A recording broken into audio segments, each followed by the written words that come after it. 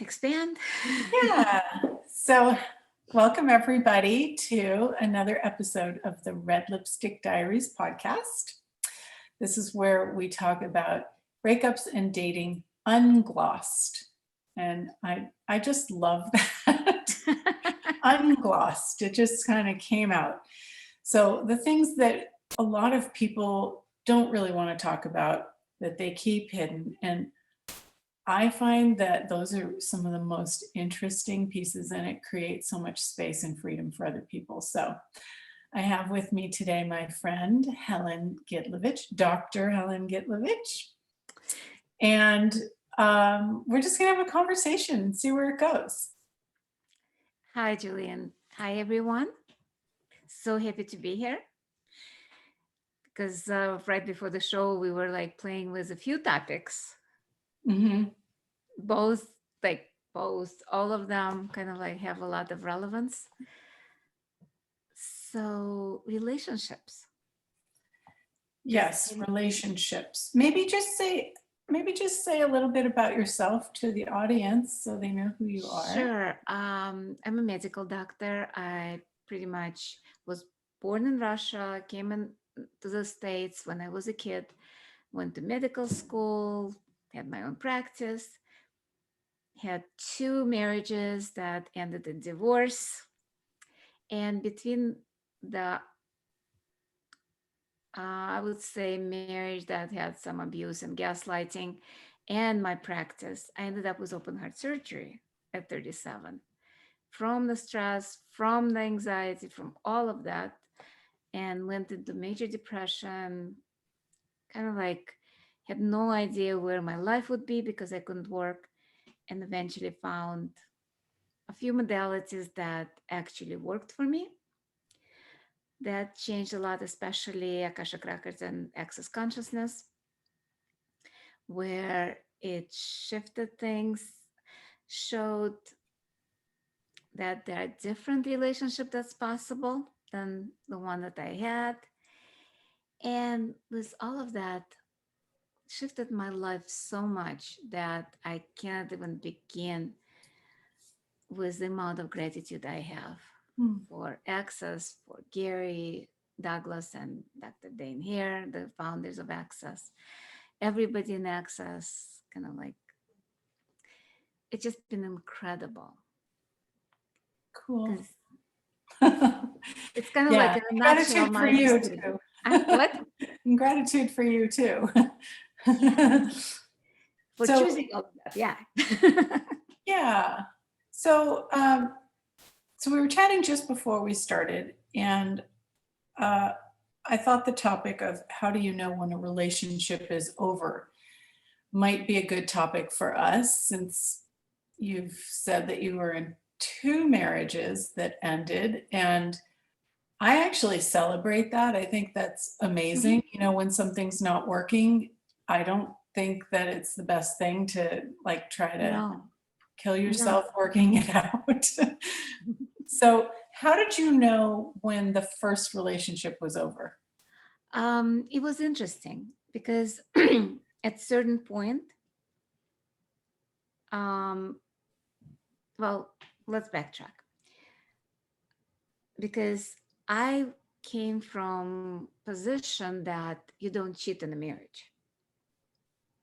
So I could not see, I could not have awareness when my husband was cheating. And he had it for 2.5 years, was actually my babysitter. Okay, hold on a second. For everybody out there, this is a really key point. Yeah. If it's not in your reality that somebody would cheat in a marriage, then Or you lie can't, or or lie, or anything, anything. then you can't have the awareness of when it is occurring. Yeah. Wow. Because it was totally beyond me. Even people would tell me that I couldn't believe it because it was not in my universe. And but there was no affection. Mm-hmm. There was started to form distance. Mm-hmm. And when I confronted my husband, he said, in order to have affection, you need to feel affection. And I'm like, holy shit, my marriage is over. Hmm. That was exactly the moment that I knew it was over, though it still lasted about a year after that. Of course, you know. um, and what's interesting, I had a friend who was my mentor at that time, and I came crying. I'm like, my marriage is over. That's what's going on. So she's like, what would you like to work on to change the way your marriage is, or to change your attitude so you can get out? Because you have choices. That's a great question. Because a lot of people have no idea. Like, I had no idea I had a choice when I was growing up, even as an adult. And I remember Sherry talking to me, it's like, there is always a choice. And I'm like, there is no choice. And by that time, I already knew there was a choice. So, but in the moment when I didn't, she looked at me and said, not having a choice is still a choice. Wow. And I'm like, wow, it's true. When we actually choose not to see the choice, or not to choose something, or not have a choice, it's still a choice. Yes. And so when she said, what choice do I have here? And that was way before access. We're talking Mhm. about how many years ago? 97. So 23 years ago, Mhm. almost Mhm. 24 years ago. And I kind of like, I think I'd like to get ready to leave, because there is no affection, there is nothing to work with anymore. So it's time for me to move on and choose something different. So again, took about a year until I finally was at the point where, okay, um, my marriage is over. I'm done with whatever I came to do. Because at that time, I didn't have the clearing statement. I Mhm. didn't had breaking the contracts of spouse, filters, communities. Though my husband was kind of like going through the spiritual development as well. Mhm. So we did something similar to breaking the contracts. And we both kind of recognized our contract is over in this lifetime. Time to move on. So it was very easy. The divorce lasted 3 weeks. It was total mediation. I kind of like agreed to everything, because to me, the only thing that was important was my child. And we agreed that she'll live with me, he will see her. No problem there. Cool. So you both agreed. It was ease. It was done. See you Yeah. later. And See you then later. were you single for a while? And by the way, I was not aware that he was cheating. I didn't find out about that until 6 months later, Mm. when I was already moved on and had another relationship. Wow. And so when you found out about that, was it did it like create a sense of lightness and like more awareness for you, or did it was it an upset? At Were you that angry? moment, it was kind of upset, I guess, with me judging me that I didn't see it before. Hmm. Hmm. See, that's the thing too. And I really want to illustrate this. So Mhm. many times we think we're angry at the other person Yeah. for cheating, or the other person for lying, or the other person for doing whatever they did. Mhm. But we're more angry at ourselves for not being aware of it. Yeah.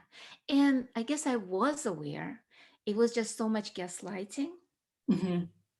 that I kind of like made myself crazy, Hmm. Yeah. not recognizing, not being aware, shutting down my own knowing, all of that. Yeah. We're going to have to talk about gaslighting in another episode because that's too That's a huge whole to do. topic in itself. So, Tell me about the second marriage and The what second happened there. marriage was easy as far as like clear cut. He was a drug addict. I knew it. I was aware of it. Um, Came into marriage to save him. Even with the first marriage, he was an alcoholic and I was saving him too. But So you like to do home renovations. You're a fixer-upper yeah, with relationships. thank God no more. I'm done with that. So at a certain point, I realized that I cannot save him. And Yeah. that was kind of like after my open heart surgery. Um, it was kind of looking at him and realizing that there's two choices. Either I die saving him, or I get a divorce and save myself, pretty much. And I Mm, had a small child at that time. mhm. Rachel was 9 at that time. And it was actually 2001, around September 11th time. Wow.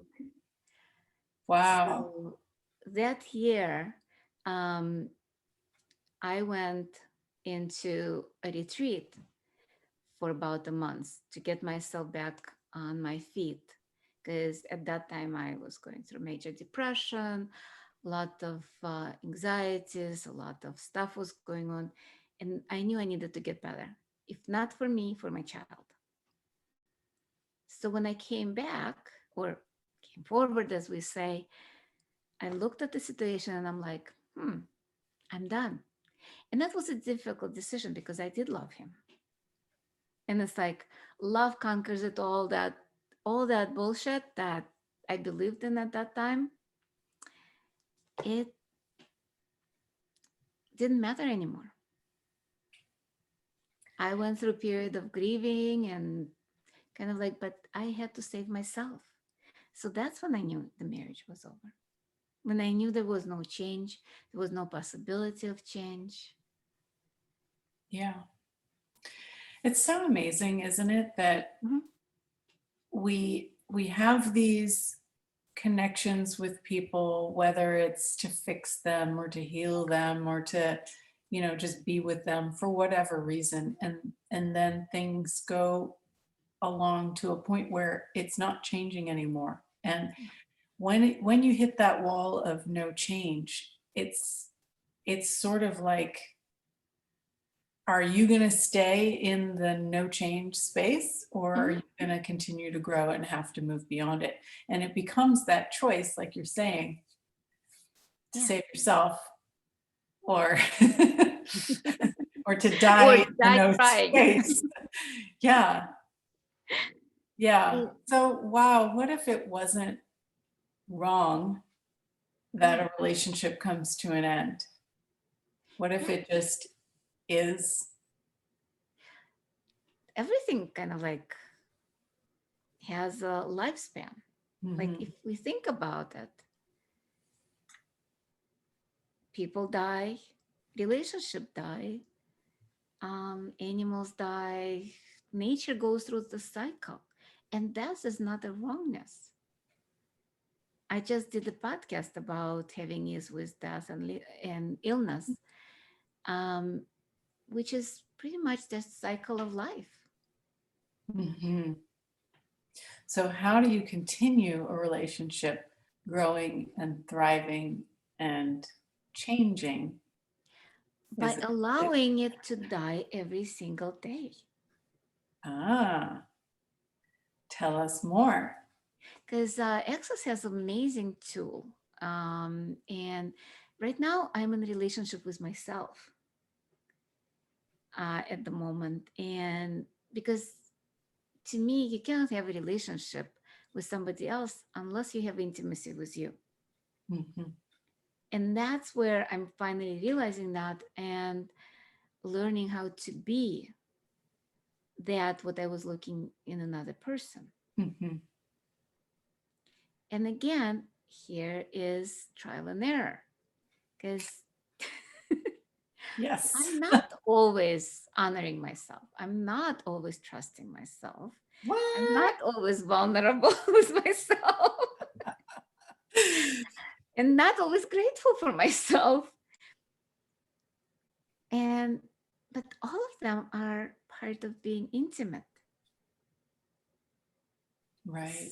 So one of the ways is destroying and uncreating the relationship every single day, but also looking at what works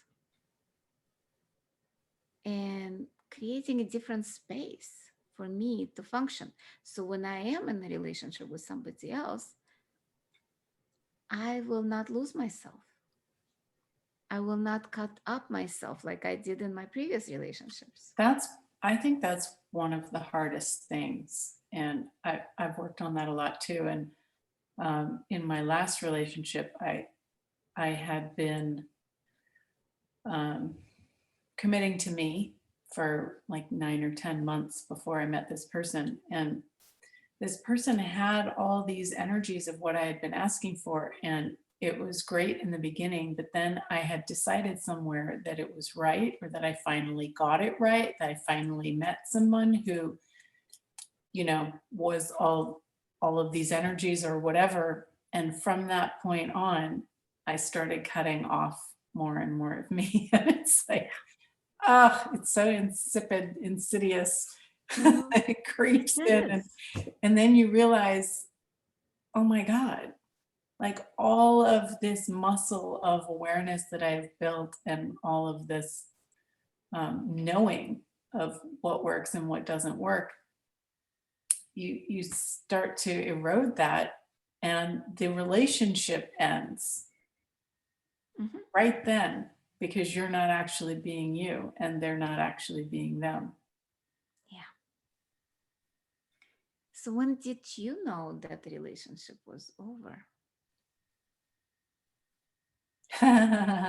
Well, I'm one of these futurists, and I know stuff way early, Mhm. and then I just go, oh, let's just like stick that back there. So I Been can, there, done that. but there's so this and there's so that, and this part Mhm. works. Yeah, Yeah, I know. Cute, not that bright. exactly. Exactly. And how much our lives would have been different if we actually chose to use our awareness to our advantage and change our lives in the moment when we see it, not a year later or 5 years later or 10 years later. Right. Yes. And it does get quicker. Don't you notice that? Mhm.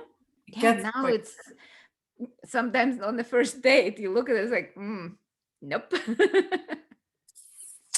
Right. Yes. I And love how you were talking about the elements of intimacy, and I think you didn't mention allowance. yeah, that part. Allowance for being slow at at listening to ourselves sometimes. But Yeah, I exactly. And judgment's been always my forte. I'm pretty much so good at it, especially judging me. So allowance kind of doesn't fit there. it is funny though that as you're creating a relationship with yourself and you notice these things about yourself and you're learning about yourself and you're building that muscle of awareness, allowance is a big part of it, because Mhm. you have, like, it feels too um I guess too contractive to judge yourself for too long. Now it is. When you're single and Mhm. you're not looking for someone else to fill that space for you, when you're actually being that energy for yourself. Mhm. I find that the allowance and the, okay, pock and pot, I'll just, oh well, Yeah, I chose that, okay, whatever, and it just moves faster. I'm right. not sure why. Have you noticed that? I noticed that because of access tools. But if I look back, the judgment was much more comfortable. Really? Mhm. It was comfortable? It was comfortable in the uncomfortable way, Huh. because that's what I used to. Because people judged me. I grew up with a lot of judgment as a child. And like the idea of my family was, we will kind of like tell you what's wrong with you, and other people can tell you what's good, but we have to criticize you so you will become a better person. Wow. So So, that's created a cycle of, if they didn't do it, I would do it. Because that was an element of caring, element of love, element of intimacy. hmm. And let's not forget about the judgment of the rightness of staying together Oh yeah, and the that wrongness was, of leaving a relationship. That's mhm, huge. that's huge. Because, and especially now, not having a relationship with someone else, that's a total wrongness. It's like, how come you're not looking? How come you're not dating? How come? It's like, what's wrong with you, pretty much? And it makes them feel so uncomfortable Yeah. because the more you commit to you, Mm-hmm. have your own back and have those elements of intimacy with you, the the more it makes other people feel uncomfortable with not choosing that for themselves. Exactly, because some of those people don't have the greatest relationships. That would probably be all of them, right? I remember when I was going through divorce, my first divorce, and a friend of mine, because our marriage on outside looked perfect. Mhm. Same. It's like people say, you're getting divorced. Why? Mhm. Didn't make sense to them. Mhm. And um, it was interesting because I was talking to a friend of mine, and she's like, are you getting divorced? It was like, I think at the moment where I say I'm not getting married again, she's like, why? There are so many wonderful marriages. And I'm like, wait, have I ever seen a marriage that actually worked? And it was so funny because I started looking through my friends, my family, everybody. Now, actually, I do see some couples that are amazing relationships, but at that time, like everything surround me, there was no example of good relationship. Um, Maybe one or two, let's put it this way. But majority were just like disaster, but nobody would say anything outside. I knew more because I was privy to the information, plus being a doctor, a lot of people would tell me. And that friend started naming some of my friends or relatives. And I'm like, yeah, because I couldn't kind of like break confidentiality. And the funniest thing, one of those couples that she judged as amazing and wonderful was going through divorce 6 months later. Yep. She looked at me like, what did you know? I'm like, I couldn't say anything. So a lot of times we have no idea what's going on behind the closed doors, and only the people inside the relationship know, because nobody can give an advice. Because a lot of people, oh, just leave him, leave her. Yeah. No, No, it's never about that. Uh, no. but one thing I did notice is that uh, when I made the choice to leave my relationship, it created a ripple in our friends' Mhm. world about like I hope we make it, or it's like they don't want to associate with people who are getting divorced, and um, I don't necessarily think that's a bad thing because it gets people to look at and re-choose and recommit to what it is that they are living. Mm-hmm. So, you know, staying together, recreating your relationship, breaking up. Like, what if it's just a choice for each person? And what ripple effects are you creating by the choices that you're making? Exactly. And how much more can it create when we are true to ourselves and not staying because of the judgments, expectations, and other people projection, or even our projections, how our life's supposed to be. Yeah. What if the purpose of life is to have fun? It is. Are we having it? Exactly. And I remember because when I was going through divorce, I actually started Akashic Records training. Mm, And I was asking, first of all, they wouldn't give you advice, which is kind of like, I was very upset because I thought that would be prediction of the future and kind of like all of that. But because it's totally conscious beings, they're like, your choice. But what's interesting, every time when I asked about purpose of life, my life, or if clients come in and ask the same thing, it was always purpose of life is to have fun, to wow. enjoy it. Wow. It was I know. like, It I'm, seems so silly and so not yeah. And important to people like, most no, people. I'm talking about my purpose. Like, what do I need to do with my life? And they're like, have fun. Yeah. Wow. It was like, never fail. And every single one would ask that question. Wow. Thank you. Thank you for that. So So, yeah. these are short and sweet, and I really thank you for joining me today. And Thank you for inviting me. It was yeah, fun. yeah. And if people out there have more questions, I will put your contact in Thank the show you. notes. Mhm.